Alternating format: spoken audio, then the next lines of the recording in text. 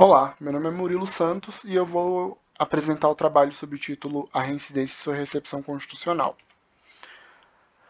A principal pergunta do trabalho, né, a pergunta fundamental é: a reincidência, a agravante de pena contida no artigo 61, inciso 1º do Código Penal, ela é constitucional? Ela foi recepcionada pela Constituição, ela é recepcionada pela Constituição de 1988? Essa pergunta ela engloba várias outras, tais como: que discurso legitimador da aplicação das penas nosso código adota? Né? Qual das teorias justificadoras da pena nosso código penal, nosso legislador penal adota e, consequentemente, os nossos intérpretes adotam? Esse discurso ele é compatível com a aplicação da reincidência como agravante de pena? E por último, né, além da reincidência ser recepcionada pela Constituição Federal, essa como outra questão, a pergunta que nós devemos fazer é: nosso sistema de imputação representa um direito penal de fato ou um direito penal de autor?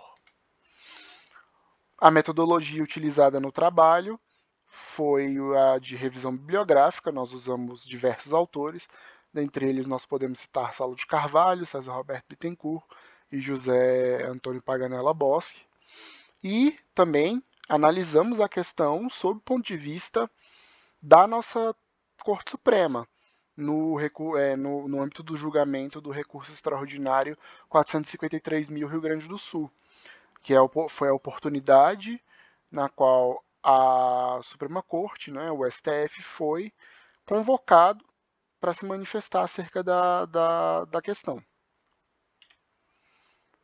Bom, a partir dessa revisão bibliográfica e da análise desse julgado do STF, nós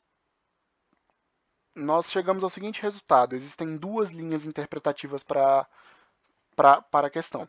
A primeira delas, quer dizer, enfim, nós vamos colocar como a primeira, é a que rechaça a constitucionalidade da reincidência a partir da ideia de que essa agravante ela distorce as bases objetivas, as bases seculares do nosso sistema penal. Seguinte sentido: a partir da ideia de que o nosso sistema penal é um sistema penal de fato e não um sistema penal de autor.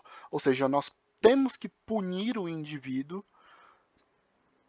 pelos fatos apresentados, pelos fatos que dizem respeito àquele delito, e não por questões exteriores àquele delito, tais como a personalidade do indivíduo, tais como a conduta pregressa dele, quando ela não diz respeito ao crime, convicções ideológicas, convicções morais, etc.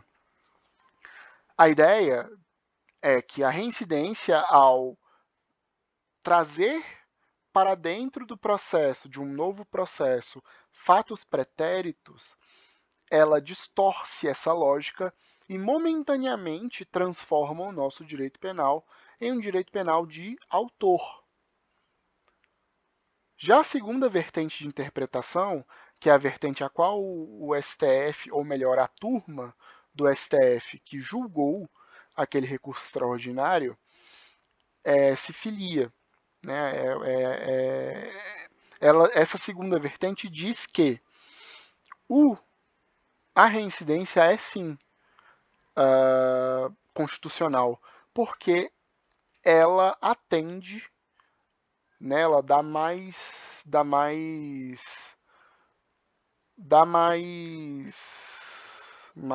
como eu poderia dizer, ela dá mais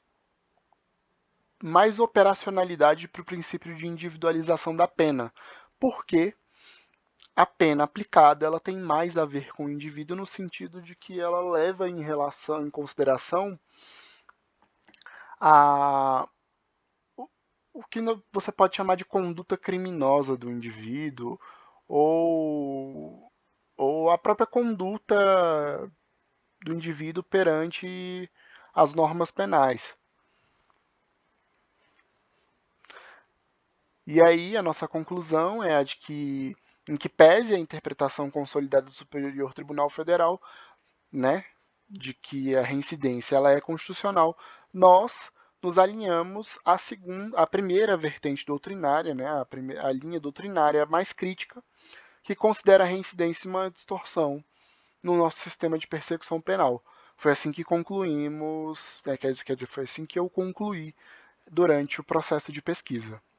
Muito obrigado.